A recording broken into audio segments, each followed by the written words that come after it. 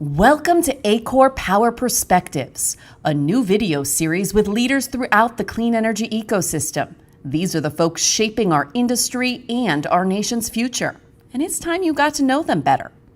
In this show, we're pulling back the curtain. We're finding out what makes people tick, learning what they do, how they got there, and what keeps them up at night. Their most candid views and honest perspectives. I'm your host, Alex Hobson. I lead ACORE's communications team and have been working in renewables for almost a decade. But before this, I was a TV reporter covering some of the biggest news stories in the state of Florida. I've always been interested in the details, understanding the what and why, and I'm bringing my curiosity to this new series. Today we sit down with Jael Holzman, a Washington, D.C.-based climate journalist and punk rock musician. This is ACORE Power Perspectives. Welcome to ACORE Power Perspectives. This is a video series ACORE is launching, and we are thrilled to have you here. For those who don't know, Jael is a senior reporter at Heat Map News. You've worked at a bunch of DC publications. I've been following you for some time now. You've been at Axios, you've been at E&E News. I would love to just, start with the obvious question. What led you to want to be a journalist covering the climate industry? Well, thank you for having me on. Congratulations on launching this. It's really cool. I got into journalism because I wanted to make a difference. And candidly, I was never the science kid. I was never the math kid. I was always the writer. And there aren't many ways to write and make a difference. I caught the bug in college. My first week in college, I volunteered for the paper, and I remember covering a rock concert. My first week of college, I think it was one of my first days, I covered a show, and I really did catch the bug. Eventually, I got into investigative reporting and policy reporting. And then I was lucky enough to start covering Congress the week that Donald Trump was inaugurated as president in early 2017. I started at Roll Call, worked my way through various DC publications, and then this year I decided, after covering energy and climate from within DC, to start reporting on the real work that needs to be done outside of DC. I joined Heat Map News, a fossil-free energy and climate news outlet that launched last year, where I author a newsletter covering local conflicts in the energy transition. I am, as far as I know, the only reporter that writes about community relations and renewables and decarb projects.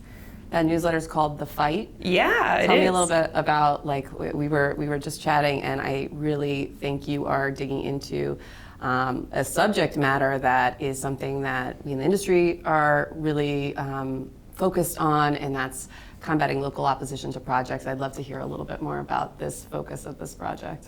So Heat Map News is not neutral on climate. We are completely in favor of dealing with it as rapidly as scientists tell us to, and in the ways that scientists recommend. However, I, as a reporter, I come into covering every project from a neutral perspective to best understand where the risks are to a specific project getting built, whether they're environmental, social, cultural.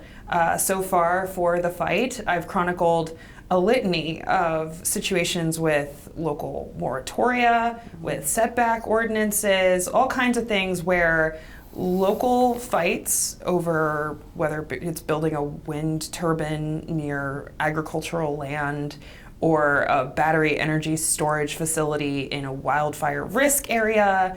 I am interested in understanding the places that local news and government officials have missed in making sure that projects, if they are going to get built, are dealt with equitably and at an accelerated basis to really meet the challenge of decarbonization the way scientists say.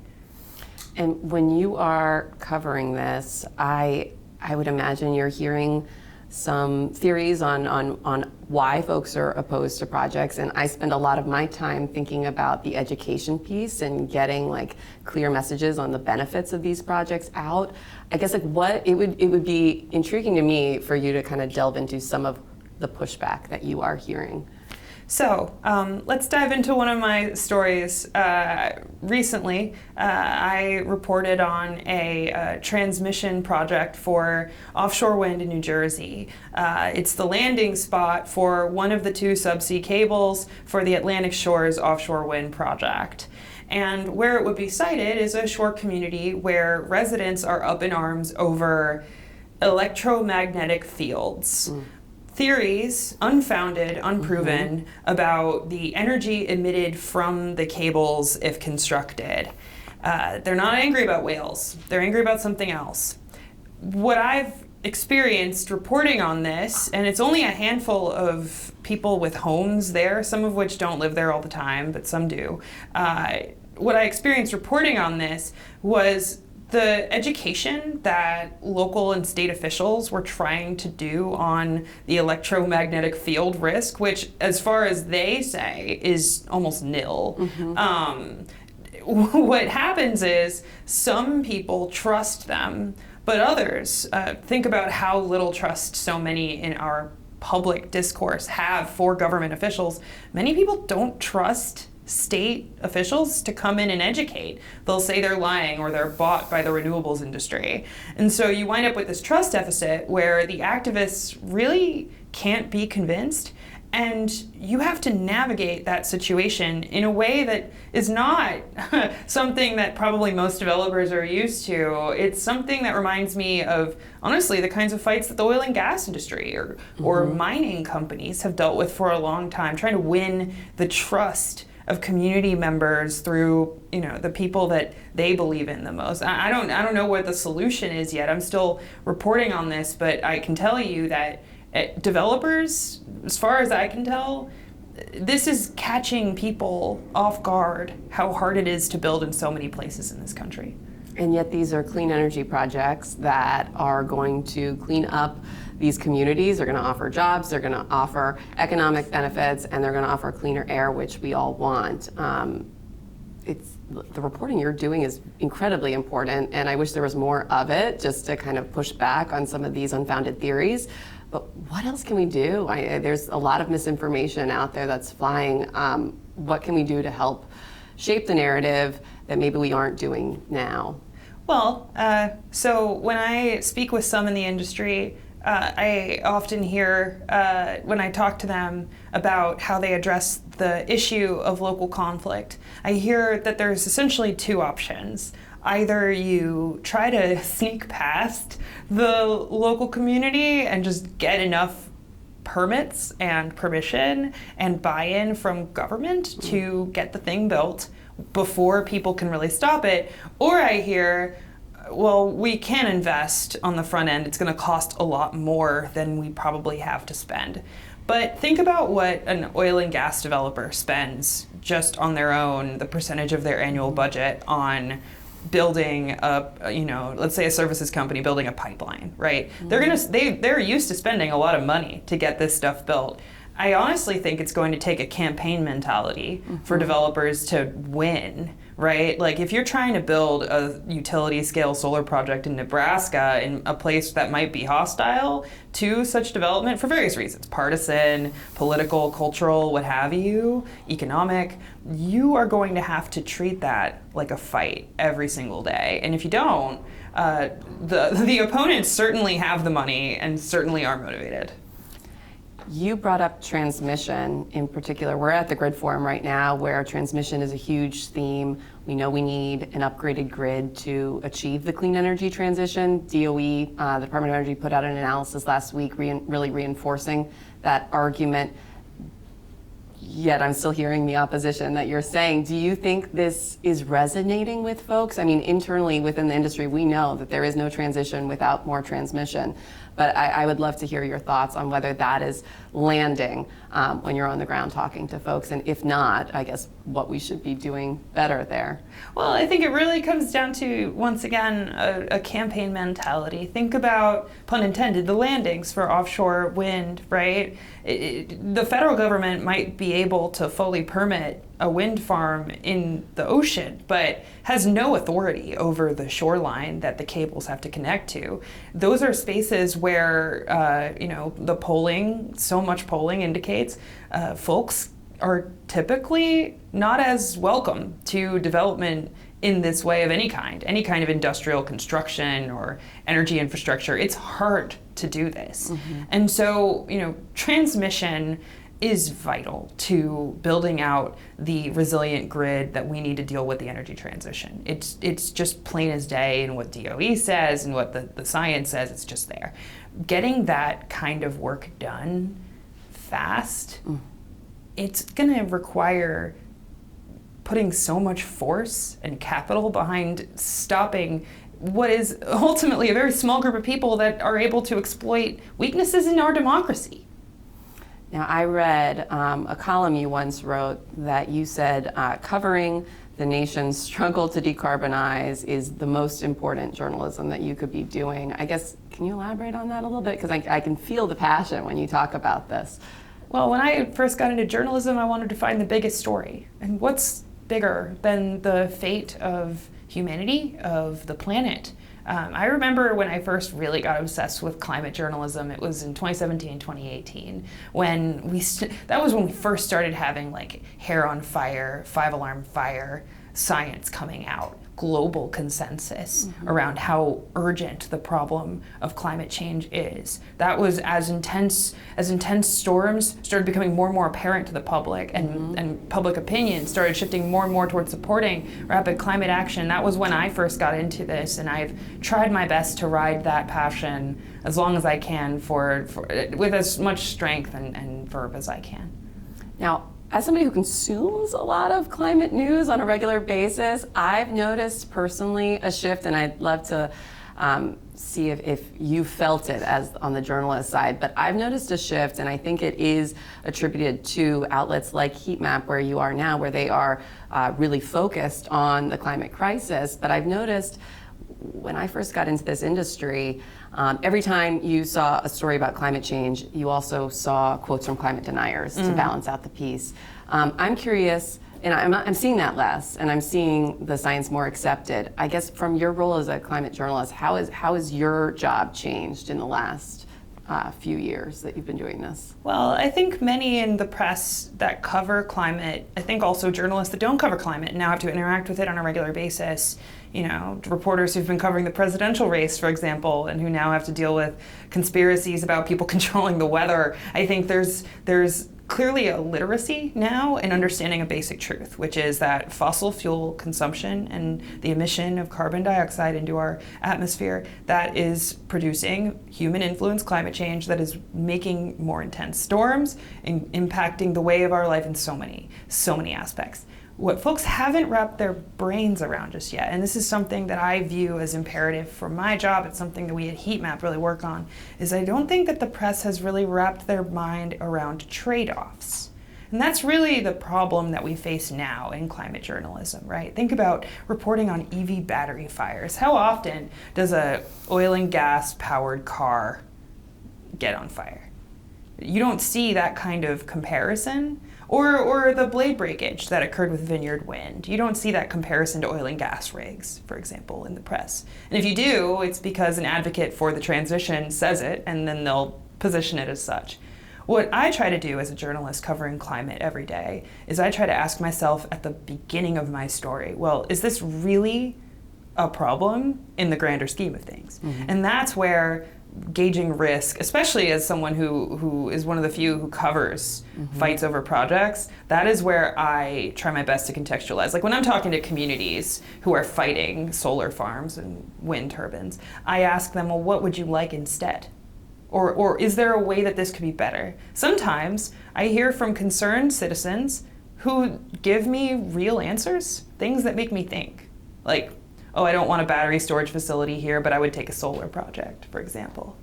But other times I don't hear that. I hear, well, I mean, maybe I don't want anything. And that's really, for me, that's when I start to contextualize the trade-off, and I think, okay, well, this person, they may say they care about climate change, but if they don't want this built here under any circumstances and won't tell me where to put it instead, that needs to be included in my reporting.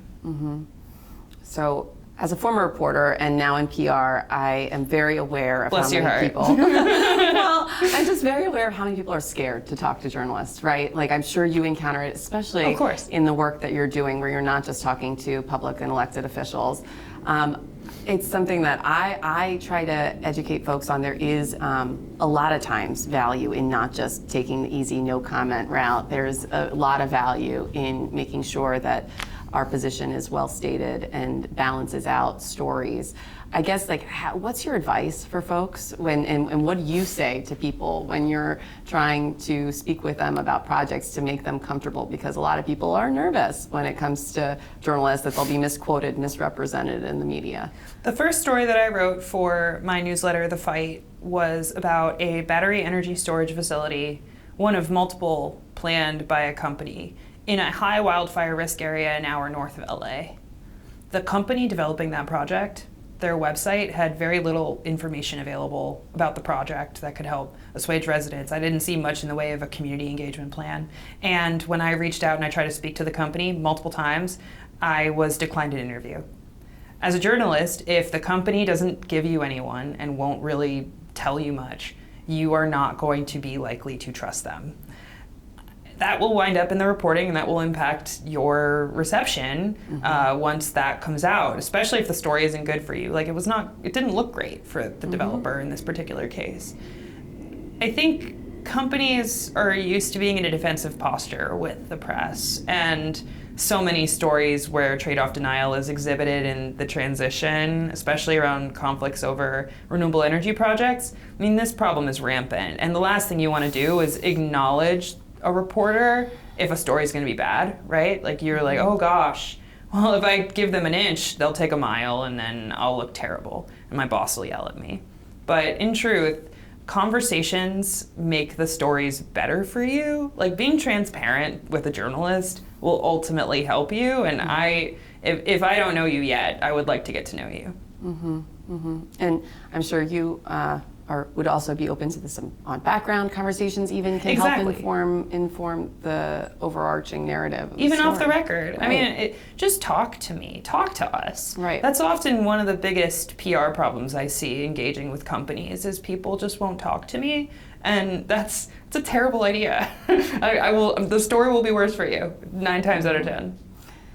Now, I'm about to take this in a different direction, but I have no idea where you find the time, but in between all of what we've just talked about, you are also the lead singer of a popular DC punk rock band, Echo Astral. Accurate. I guess I would love to hear more about that, figure out what is this, you have 2 day jobs, I want to know how you juggle the 2, and just tell me a little bit about that, because I think that's one of the coolest things I've found of any DC journalist. Well, thank you. I have the privilege of probably being the first person to ever call the Cass County, Nebraska clerk's office to ask them about a utility scale solar project being delayed while on the road on tour to play a show at a rest stop. Please, guys, can we pull over for a second? I have to call the Nebraska clerk's office. I got into journalism and I got into music for the same reasons. I really think it's important to make an impact, and especially given how little trust, unfortunately, there is in the press these days, I find that I'm actually able to make a difference in people's lives through music in a way that sometimes I can't with reporting. I've found, especially as a DC musician, a DC songwriter, that the culture here, people think of DC and they think of House of Cards, they think of Veep, right?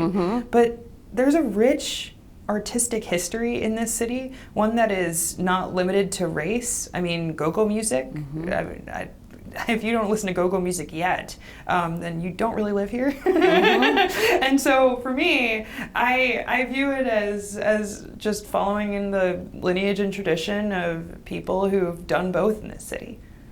Does your journalism inspire your music? Does your music inspire journalism? Does it go both ways? It goes both ways. I find that some, have conversations with people manifested as anonymous song lyrics, sure. Have reporting experiences come from talking to people at shows? Yeah, absolutely. I remember the first time that I heard about the fight over there's like this environmental justice fight in Georgia over this police training facility. It became like a thing. Activists were calling it like Cop City or something. Like I heard about that and so many like activist fights just from people tabling at a show that I'll be playing. I'll be like, what is this literature? And I'll talk to them. Oftentimes, I will hear from fans of my band about my reporting. Like I'll, and even my band itself, our former drummer, Steven Yeager, went to Columbia Climate School when he left our band. He was our original drummer, and then he went into climate policy. Persuaded him. Oh, well, he was doing it anyway. It's part of the reason we liked each other. I think also just people in climate world are cool. I think we underestimate how much sass and cool we have. I think that's a shame, Like You're making me feel cool just sitting here. So. Well, there's also a tradition of climate people going into music. I don't know if you're familiar with Barty Strange, but before me, one of the last big artists to get big out of DC was a former climate comms person, and now he tours the world and is a good guy. Listen to Barty Strange. Barty Strange. Yeah. New album coming out on Valentine's Day next year. Cool. Yeah, cool beans. Well, I guess just my last question for you while we have you, and I really appreciate all this time you've carved out to talk with us today, is just, I guess when you think about 5 years from now, just what are the stories that you hope to be covering, and how do you hope that your job has shifted, I guess, in that time? I hope that I am not still writing about like 200, 300 megawatt projects being delayed by like 3 or 4 people who are angry on Facebook. And I hope the industry is able to figure out how to win these fights before the angry people on Facebook show up at the town meeting or the utility board.